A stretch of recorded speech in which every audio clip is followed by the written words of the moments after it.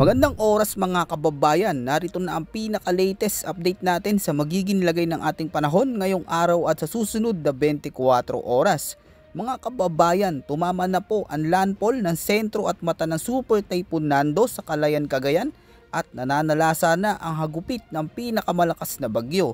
Dahil sa lakas ng pinsala ng Super Typhoon Nando, nakataas na ang pinakamalakas na tropical cyclone wind signal sa ilang lugar.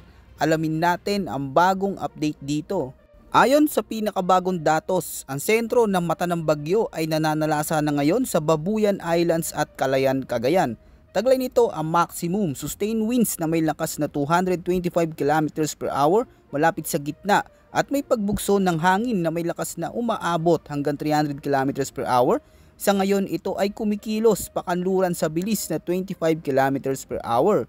Ang malalakas na hangin hanggang typhoon force winds nito ay umaabot hanggang 675 km mula sa sentro, kaya mas malaki ang sakop ng mga lugar na posibleng maapektuhan nito. Itinaas na ang pinakamalakas na tropical cyclone wind signal number 5 para sa buong bahagi ng Babuyan Islands. Pinag-iingat natin ang mga kababayan natin dyan dahil dito inaasahan ang lakas ng hangin na may typhoon force winds na umaabot sa 195 km per hour na may lead time na 12 hours. Ang epekto nito ay matinding panganib sa buhay at pagkasira ng mga ari-arian. Nasa ilalim naman ng signal number 4 ang timog na bahagi ng Batanes, hilagang bahagi ng mainland Cagayan at sa hilagang bahagi ng Ilocos Norte. Mag-ingat dahil ang hangin dito ay may lakas na 120 hanggang 190 km per hour sa loob ng 12 hours at inaasahang magdudulot ito na matinding banta sa buhay at ari-arian. Nakataas din sa signal number 3 ang mga lugar sa nalalabing bahagi ng Batanes, ang sentral na bahagi ng mainland Cagayan, ang hilaga at sentral na bahagi ng Apayao at ang nalalabing bahagi ng Ilocos Norte.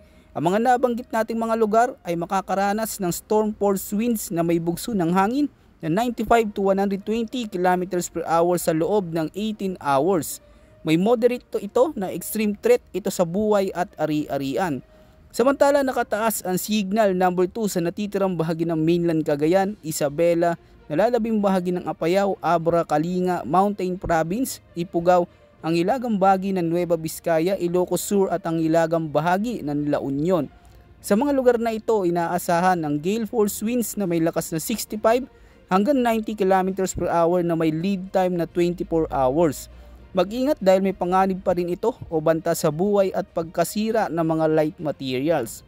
Samantala, signal number 1 naman ang Quirino, ang nalalabing bahagi ng Nueva Vizcaya, nalalabing bahagi ng Benguet, ang natitirang bahagi ng La Union, Pangasinan, Aurora, Nueva Ecija, Bulacan, Tarlac, Pampanga, Zambales at hilagang bahagi ng Quezon pati na rin ang Polillo Islands.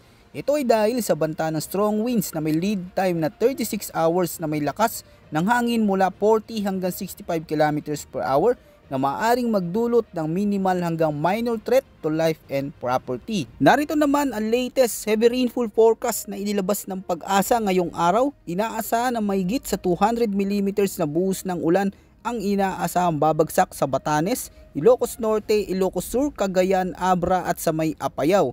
Habang 100 hanggang 200 mm ng ulan naman ang inaasahan tatama sa La Union, Kalinga, Occidental Mindoro, Mountain Province, Isabela at sa may Benguet. Samantala 50 hanggang 100 mm naman ng ulan ang inaasahan sa mga probinsya ng Pangasinan, Ifugao, Nueva Vizcaya, Zambales, Tarlac, Pampanga, Bulacan at sa may Nueva Ecija. Parehong dami ng buhos ng ulan din ang inaasahan na may 50 hanggang 100 mm sa mga lugar sa buong Metro Manila, Rizal, Laguna, Batangas at sa may Palawan. Pagsapit naman ng September 24, makakaranas pa rin ng mga pag-ulan na aabot sa 50 to 100 mm sa Ilocos Norte, Ilocos Sur, La Union, Benguet, Pangasinan, Zambales, Bataan at sa may Occidental Mindoro. Tandaan mga kabayan, mas maaring mataas pa ang lakas ng ulan sa mga bulubunduking bahagi at posibleng lumala ang epekto ng mga pagbaha at landslide sa mga lugar na dati nang binabaha o madalas magkaroon ng pagguho ng lupa. Ayon naman sa latest forecast track, tumama na ang landfall ng bagyong Nando at nananalasa na ang sentro nito sa Calayan, Cagayan. Sa tinutumbok nitong direksyon, posibleng lumabas ng Philippine Area of Responsibility si Nando pagsapit ng umaga ng September 23. may posibilidad ding mapanatili o lalo pa lumakas si Nando habang binabaybay nito ang Babuyan Islands. Bukod dito, isang panibagong sama ng panahon ang binabantayan sa may timog silangan ng bansa, kasulukuyang nasa labas pa ito ng Philippine Area of Responsibility. Ayon sa mga ipinapakita ng mga international weather models, malaki ang tsansa na sa mga susunod na araw ito'y magiging ganap na bagyo habang kumikilos pailagang kanluran. Posibleng tumama sa Central Luzon ang bagyong ito, bagamat inaasang hindi kasing lakas ni Nando, subalit magdadala pa rin ito ng malalakas na pag-ulan at posibleng palakasin ang epekto ng habagat o southwest monsoon na siyang magpapabigat pa ng lagay ng panahon sa malaking bahagi ng bansa. Itong dahilan kung bakit mahalagang patuloy na pagsubaybay dito sa ating channel dahil patuloy kami magbibigay ng pinakabagong update tungkol sa galaw at lakas ni Bagyong Nando at iba pang weather system na ating binabantayan na maaring makaapekto sa ating buhay.